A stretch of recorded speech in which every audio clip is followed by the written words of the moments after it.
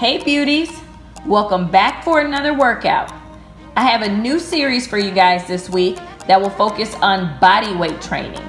Today we'll be doing a total body HIIT workout, no equipment needed, just your yoga mat.